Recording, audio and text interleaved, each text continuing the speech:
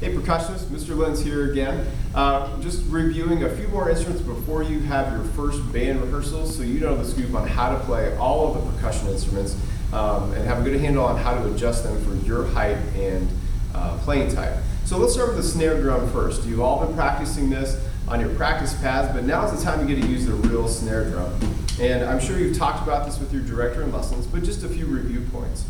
First of all, we want to make sure that we know where the snare throw is. This is on the back, and it's a lever that when you put up, the snares are on, and when you put down, the snares are off. You might see that notated in your music as tom part there, so or just snare drums off, so or snare off. So just know what that means and how to make that adjustment.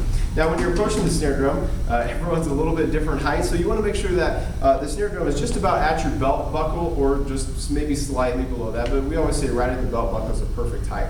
And that'll put the snare drum at a really good playing position for you. The way we adjust that is down on the bottom here. There's a little adjustment screw. And when you're doing this, what you want to do is you want to hold the underside of the drum here. And make sure to hold it up because once this loosens up, the drum will want to drop on you. So with upward force there in your right hand, hold that up, slowly loosen this, and then you can lower it or raise it, tighten it up, and then you're ready to play.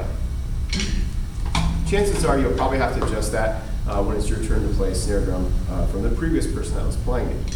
When you're holding the stick, it's important to know just the reminders of how we hold that snare drum stick.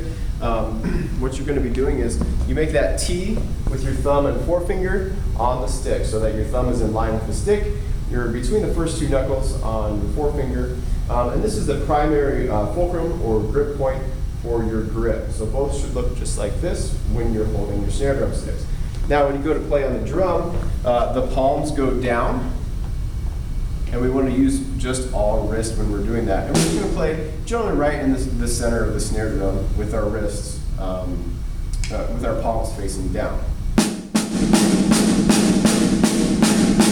So you've been pretty experienced at that, but just some reviews on body position. You don't want to be too close to there because you can find yourself in an uncomfortable position or too far away and then you feel like the snare drum is running away from you. So comfortable distance from the snare drum so that your arms and wrists and everything, you just feel like in a natural, comfortable playing position. Let's move on to the bass drum.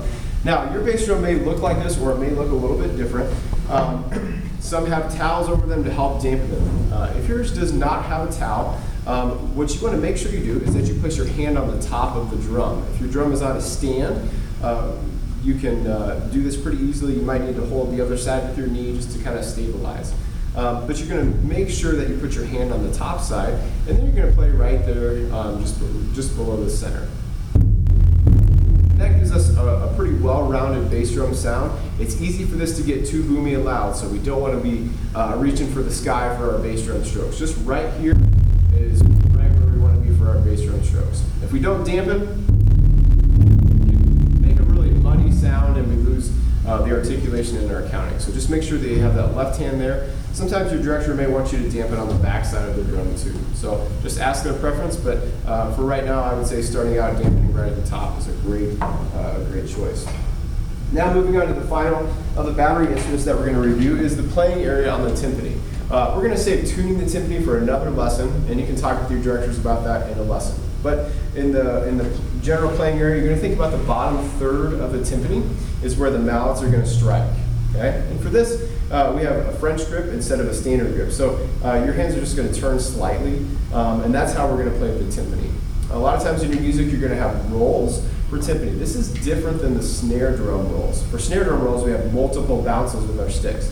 When we roll on timpani, it's single hits for the rolls. So, like that for our rolls through there. So, just keep that in mind from the bottom third there, single stroke with your rolls. And noting that the higher ones go higher up on the staff, the lower ones lower up on the staff. So the higher drum here would likely be the F on the staff, and then lower on the staff, and the B flat would be the bigger drum there. And again, your director will help you find those. But just so you have a general understanding of playing area and how the timpani functions. Hopefully that helps, and good luck at your first rehearsal.